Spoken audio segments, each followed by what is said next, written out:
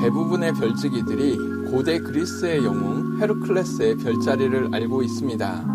하지만 사실 헤르클레스라는 별자리는 없었습니다. 고대 그리스에서 별자리가 어떤 특정한 인물을 상징한다면 그 인물의 이름을 그대로 썼습니다. 페르세우스 자리, 카시오페이아 자리, 케페우스 자리, 안드로메다 자리, 오리온 자리가 모두 그런 경우입니다.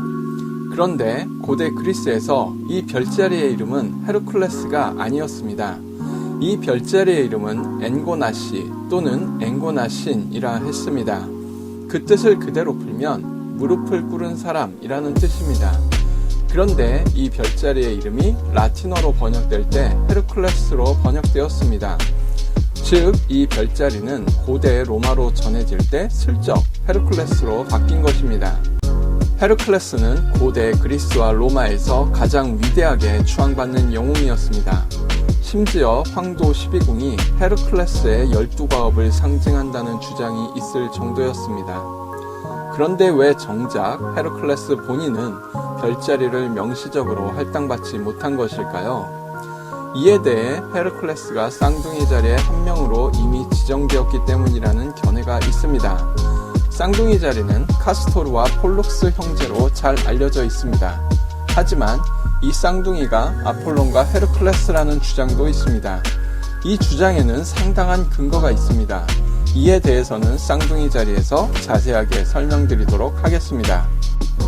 고대 그리스의 시인 아라토스는 이 사람을 힘든 일에 시달려 옷은 온통 해지고 두 손은 위로 치켜 올려져 있으며 무릎을 꿇고 한쪽 발은 용의 머리를 딛고 서 있는 사람으로 묘사했습니다. 아라토스는 아무도 이 사람의 이름을 알지 못하고 어떤 일을 하고 있는지도 알지 못한다고 했습니다. 하지만 그로부터 100여 년이 지난 기원전 2세기경 에라토스테네스는 이 별자리를 헤르클레스로 단정했습니다. 헤르클레스가 헤스페리데스의 황금 사과를 지키던 용을 물리친 모습으로 본 것입니다. 히기누스는 그리스의 극작가 아이스킬로스의 설명을 소개하였습니다. 그에 따르면 헤르클레스가 무릎을 꿇고 있는 이유는 리구리아족과 전쟁을 벌이는 동안 상처를 입고 지쳤기 때문이라고 했습니다.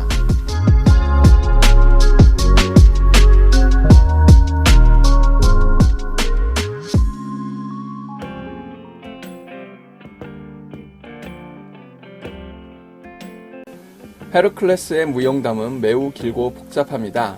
이야기에서 전설로 바뀌어간 전형적인 예라 할 수 있습니다. 헤르클레스는 여인 중에서 가장 아름답고 현명했던 알크메네와 제우스 사이에서 태어난 사생아입니다. 유년 시절 헤르클레스의 이름으로는 알키데스, 알카이오스, 필라이몬 등 이야기에 따라 여러 개가 등장합니다. 헤르클레스라는 이름은 나중에 붙여진 것입니다. 제우스의 아내인 헤라는 남편의 부정에 격분했습니다. 더군다나 제우스는 헤라가 잠들었을 때 아기 헤르클레스를 옆에 놓아 젖을 빨게 했습니다. 여신의 젖을 먹은 헤르클레스는 불멸의 존재가 되었습니다. 덩치나 힘, 무기를 다루는 기술에서 장성한 헤르클레스를 따를 사람은 없었습니다. 하지만 헤르클레스는 헤라 때문에 많은 곤란을 겪어야 했습니다. 불멸의 존재가 되어버린 헤르클레스는 헤라 여신조차 죽일 수 없었습니다. 헤라는 대신 가능한 한 모든 수단을 동원하여 헤르클레스를 괴롭히겠다고 맹세했습니다. 헤라의 마법으로 광기에 사로잡힌 헤르클레스는 자신의 아이를 죽이고 맙니다. 정신이 돌아온 헤르클레스는 자신의 잘못을 깊이 반성하며 델피 신전에서 속죄를 위한 신탁을 청했습니다. 헤르클레스는 미케네의 왕 에우리스테우스에게 가서 12년 동안 동직하라는 신탁을 받았습니다. 이때 신탁이 헤르클레스라는 이름도 주었습니다. 이 이름은 헤라의 영광이라는 뜻입니다. 에우리스테우스는 헤르클레스에게 10가지 임무를 부여했습니다. 이를 헤르클레스의 과업이라 부릅니다. 첫 번째 과업은 네메아 주변을 공포로 몰아넣은 사자를 퇴치하는 일이었습니다. 이 사자의 가죽은 그 어떤 무기로도 뚫을 수 없었습니다. 그러나 헤르클레스는 목을 졸라 사자를 죽이는 데 성공합니다. 그리고 사자의 발톱을 뽑아 가죽을 벗겨내죠. 이후 헤르클레스는 이 사자 가죽을 망토처럼 입고 다녔습니다. 크게 벌어진 사자의 입은 헤르클레스의 투구가 되었습니다. 헤르클레스는 더더욱 강력하게 보였죠. 헤르클레스가 죽인 네메아의 사자는 사자 자리를 상징합니다. 헤르클레스의 두 번째 과업은 여러 개의 머리를 가진 히드라를 퇴치하는 일이었습니다. 이 괴물은 레르넥 인근 숲에 살면서 늪을 지나가는 것들을 잡아먹었습니다. 헤르클레스는 이 괴물을 죽이려 했지만 히드라는 머리 하나를 잘라내면 두 개의 머리가 다시 돋아났습니다. 이 어려운 상황에서 거대한 개가 나와 헤르클레스의 발을 쥐어뜯었습니다. 화가 난 헤르클레스는 개를 밟아 죽이고 그의 마부인 이올라우스에게 도움을 요청하였습니다. 이올라우스는 잘려나간 히드라의 목에서 새로운 머리가 돋아나지 못하도록 불에 그을려 버렸습니다. 이렇게 히드라를 제압하는 데 성공한 헤르클레스는 히드라의 창자를 뽑아버리고 맹독을 가진 히드라의 피에 자신의 화살을 담갔습니다. 헤르클레스가 퇴치한 개와 히드라는 각각 개자리와 바다뱀 자리로 기억되고 있습니다. 헤르클레스의 다음 두 개 과업은 황금뿔을 가진 사슴과 포악한 멧돼지를 잡아오는 것이었습니다. 헤르클레스의 다섯 번째 과업은 아마도 가장 유명한 과업일 것입니다. 바로 앨리스의 왕 아우게이아스의 더러운 외양간을 청소하는 일이었습니다. 헤르클레스는 아우게이아스 왕과 계약을 맺었습니다.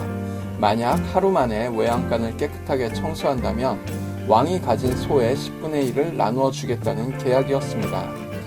헤르클레스는 두 개의 강줄기를 끌어들임으로써 단 하루 만에 외양간을 깨끗하게 청소해냈습니다. 하지만 아우게이아스는 자신이 사기를 당했다고 주장하며 계약을 파기하고 헤르클레스를 추방해버렸습니다. 헤르클레스는 다음 가업을 위해 스팀팔로스로 갔습니다. 그곳에서 화살처럼 생긴 깃털을 두르고 도시 곳곳을 약탈하고 있는 그레족대를 쫓아냈습니다. 헤르클레스는 일곱 번째 과업으로 크레타 섬으로 가 불을 내뿜으며 땅을 황폐하게 만드는 황소를 사로잡았습니다. 어떤 이들은 이 황소를 황소자리라고 생각합니다. 여덟 번째와 아홉 번째 과업은 트라키아의 왕 디오메데스의 사람을 잡아먹는 말과 아마존의 여왕 히폴리테의 허리띠를 에우리스테우스에게 바치는 일이었습니다. 마지막 열 번째 과업은 세 개의 몸통을 가진 괴물 게리온이 다스리는 머나먼 서쪽 바다의 에리테이아 섬에서 게리온의 소를 훔쳐오는 일이었습니다. 헤르클레스는 에리테이아로 가는 중에 지브롤터 해협에 기둥을 세웠습니다. 이를 헤르클레스의 기둥이라 부릅니다. 헤르클레스는 단 하나의 화살로 게리온을 죽이고 솥대를 몰아 그리스로 돌아왔습니다. 돌아오는 길에 지금의 프랑스 남부의 리구리아를 통과하게 되는데 여기서 그 지역 군대의 공격을 받았습니다. 군대의 숫자가 너무 많다 보니 헤르클레스는 화살이 다 떨어지고 말았죠. 헤르클레스는 무릎을 꿇고 제우스에게 기도를 올렸습니다. 그러자 바위가 비처럼 쏟아져 내렸다고 합니다. 헤르클레스는 이 바위들을 집어던져 적을 물리치는 데 성공했습니다. 아이스킬로스에 따르면 바로 이 사건이 하늘에 새겨져 무릎을 꿇고 있는 별자리가 만들어졌다고 합니다. 헤르클레스가 마지막 과업을 모두 마치고 귀환했지만 약속을 지킬 생각이 없었던 에우리스테우스는 헤르클레스를 놓아주지 않았습니다. 에우리스테우스는 두 가지를 문제 삼았습니다. 우선 두 번째 과업으로 히드라를 제거할 때 남의 도움을 받았다는 것이 첫 번째 문제였고 다섯 번째 과업인 아우게이아스 왕의 외양간을 청소할 때 대가를 받으려 했다는 게 두 번째 문제였습니다. 따라서 에우리스테우스는 두 가지 과업을 더 수행해야 한다고 요구했습니다. 지금까지 수행한 과업보다 훨씬 더 어려운 과업이었죠. 추가된 첫 번째 과업은 헤라 여신의 정원에서 황금 사과를 가져오는 일이었습니다. 이 황금 사과 나무는 가이아 여신이 헤라에게 결혼 선물로 준 것이었습니다. 헤라는 이 나무를 아틀라스의 딸들인 헤스페리데스들에게 지키도록 했지만 귀중한 열매가 도난당하는 것을 막을 수 없었습니다. 그래서 라돈이라는 용으로 하여금 나무를 지키게 했습니다. 헤르클레스는 황금 사과 나무를 찾아 여행하는 동안 프로메테우스를 결박해서 풀어주었고 결국 황금 사과 나무가 자라고 있는 정원에 도착했습니다. 헤르클레스는 화살을 쏴 라돈을 죽였습니다. 헤라 여신은 이 용을 하늘에 올려 용자리로 만들었습니다. 아폴로도로스에 따르면 헤르클레스는 사과를 직접 따지 말라는 프로메테우스의 조언을 들었다고 합니다. 황금 사과나무 정원 근처에는 아틀라스가 하늘을 짊어지고 있었습니다. 헤르클레스는 아틀라스에게 하늘을 대신 지고 있는 동안 황금 사과를 따달라는 부탁을 했습니다. 헤르클레스는 황금 보물과 함께 떠나기 전에 짊어지고 있던 하늘을 서둘러 아틀라스에게 넘겨주었습니다. 모든 과업 중에서 가장 어려웠던 12번째 과업을 위해 헤르클레스는 지하세계의 관문으로 갔습니다. 바로 이곳을 지키는 머리 3개 달린 게 케르베로스를 데려오기 위해서였죠. 케르베로스는 용의 꼬리와 뱀의 비늘로 뒤덮인 개였습니다. 이보다 역겨운 괴물을 상상할 수도 없을 정도였지만 헤르클레스는 나메아 사자가죽의 보호를 받으며 케르베로스를 제압하는 데 성공했고 케르베로스를 에우리스테우스에게 끌고 왔습니다. 헤르클레스가 살아 돌아오지 못할 것이라고 믿었던 왕은 깜짝 놀랐습니다. 이로써 모든 과업은 완수되었고 에우리스테우스는 더 이상 핑계를 댈 수 없었습니다. 결국 헤르클레스는 자유의 몸이 되었습니다. 헤르클레스의 죽음은 그리스 비극의 한 장을 장식하고 있습니다. 과업을 마친 헤르클레스는 오이네우스 왕의 젊고 아름다운 딸인 데이아네이라와 결혼했습니다. 헤르클레스와 데이아네이라는 함께 여행을 하는 동안 불어난 에우에노스 강을 만났습니다. 그곳에는 네소스라는 켄타우로스가 여행객들을 업어 강을 건네주고 있었습니다. 헤르클레스는 불어난 강물을 헤엄쳐 건넜고 네소스는 데이아네이라를 등에 태워 물을 건넜습니다. 하지만 데이아네이라의 아름다움에 욕정이 일어난 네소스는 그녀를 강간하려 했습니다.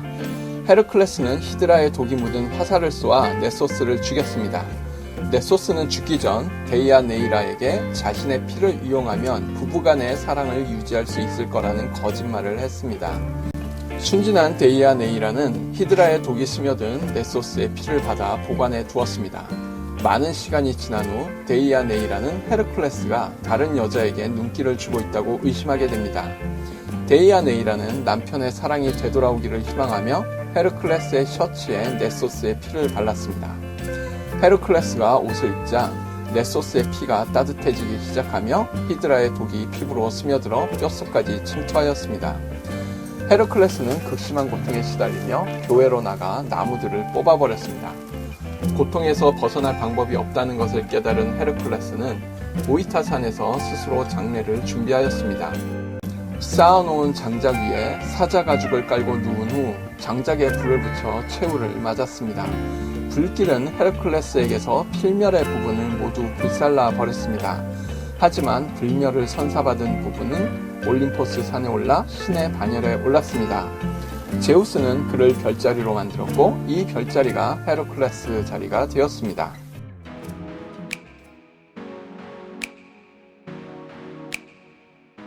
헤르클레스 자리는 5번째로 큰 별자리입니다만 특별히 눈에 띄는 별은 없습니다. 헤르클레스 자리 알파별은 3등급에서 4등급 사이를 왔다 갔다 하는 적색 거성이자 병강성입니다. 이름은 라스알게티라 합니다. 아라비아어로 무릎을 꿇은 이의 머리라는 뜻입니다. 이 별은 헤르클레스의 머리를 나타냅니다. 헤르클레스 자리 베타별과 델타별은 각각 코르네포로스와 사린이라고 합니다. 이 별들은 각각 헤르클레스의 오른쪽과 왼쪽 어깨를 상징합니다. 코르네포로스라는 단어는 르네상스 시대에 헤르클레스 자리를 일컫는 이름으로 등장한 그리스어입니다. 그리스어로 코르네포로스는 곤봉을 쥐고 있는 사람이라는 뜻입니다.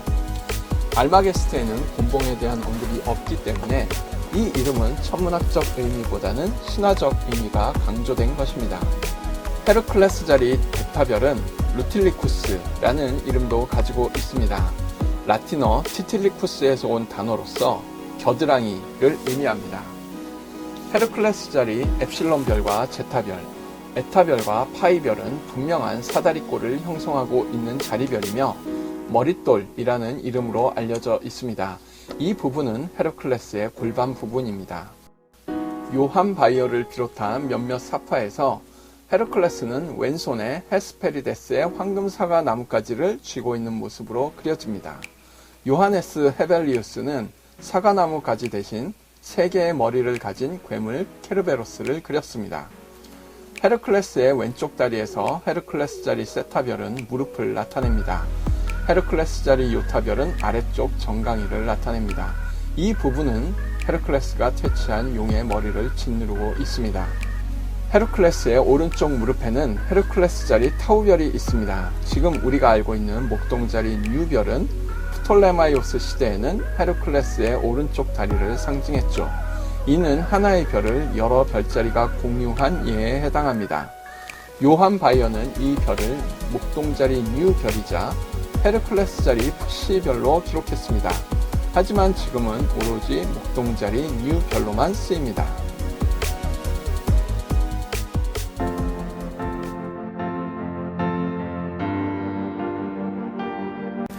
별지기들의 바이블 딥스카이 원더스에서는 헤르클레스 자리에서 35개의 관측 대상을 소개하고 있습니다. 그 중에서도 7월 6장 헤르클레스의 12가지 과업이라는 장에서는 헤르클레스의 12과업을 따라가는 흥미로운 관측을 소개하고 있습니다. 중간 정도의 비슷비슷한 난이도로 구성된 익숙하지 않은 천체의 관측을 소개하면서 12과업을 이뤄내야 했던 헤르클레스에 비하면 훨씬 덜 힘든 여정이라고 재치있게 표현했죠. 딥스카이 원더스가 소개하는 이 12개 천체들을 한번 따라가 보겠습니다. 헤르클레스 자리 요타별로부터 에타별 방향으로 5분의 2 지점에 있는 구상성단 M92에서부터 시작합니다. M92는 구상성단이라면 을에 기대할 수 있는 풍채를 여지없이 보여주는 멋진 성단입니다. 헤르클레스 자리 타우별의 동북동쪽 4.8도 지점에서는 또 하나의 구상성단 NGC 6229를 만날 수 있습니다. 이 구상성단까지의 거리는 99,000광년입니다. 미린의 이쪽 끝에서 저쪽 끝을 보는 것과 비슷한 거리죠. 그러다 보니 별들이 밀집된 구상성단다운 모습을 기대하기는 어렵습니다. 다음으로는 이중별 트리오를 만나보겠습니다. 헤르클레스 자리 로별, 델타별, 56별입니다. 이중별의 경우는 분리가 시작되는 가장 낮은 배율에서 관측하는 것이 좋습니다. 헤르클레스 자리 로별은 일반적인 시상에서 105배율부터 분리 가능한 이중별입니다. 헤르클레스 자리 델타별은 실제 물리적 연관관계는 없으나 우연히 가깝게 보이는 안시 이중별입니다. 백색과 노란빛이 도는 별로 구성되어 있습니다.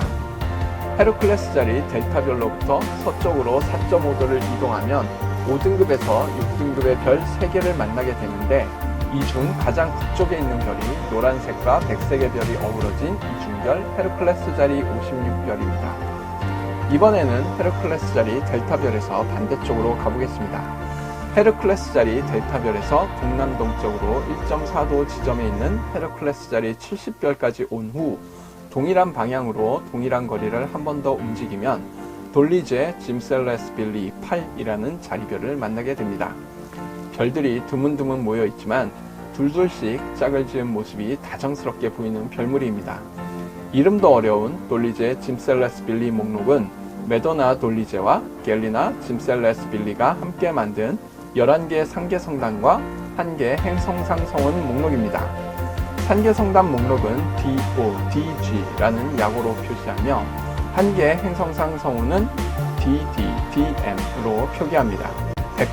헤르클레스의 왼쪽 팔꿈치에 있는 뮤별은 다중별입니다. 노란빛이 도는 으뜸별은 우리 태양이 좀 더 나이를 먹었을 때와 유사한 별이라고 합니다. 이 별로부터 동쪽으로 1.7도 지점에는 북서쪽에 있는 약간 덜 밝은 별이 남쪽의 10등급 별과 함께 오븐 크기의 활 모양을 만들고 있습니다. 이 활 모양의 한가운데 비소츠키 1-2라는 행성상 성운이 있습니다. 이 행성상 성운은 산소3 필터를 준비하셔야 볼 수 있습니다. 협대역 필터 역시 관측에 도움이 된다고 합니다. 헤르클레스 자리 크시별로부터 북북서쪽 16분 지점에는 궁수 자리의 주전자 자리별을 닮은 자리별이 있습니다. 마르코프 1이라는 이름의 자리별입니다. 마르코프 1에 옆으로 누워 위쪽으로 기울어진 대문자 T 모양에서 기다란 축의 가운데 있는 별은 덴보브스키 17이라는 이름의 이중별입니다. 헤르클레스 자리 오미크론 별로부터 북쪽으로 2.8도 지점에서는 돌리제 짐셀레스빌리 9라는 자리별을 만날 수 있습니다. 헤르클레스 자리 99별과 104별, HIP 88636이 만드는 삼각형의 중심에서 살짝 비껴있는 별무리입니다. 마지막으로 찾아볼 대상은 웹의 화관이라 불리는 자리별입니다. 헤르클레스 자리 오미크론 별로 돌아간 후 남남서쪽 2.7도 지점으로 가면 7등급의 황금빛 별을 볼 수 있습니다.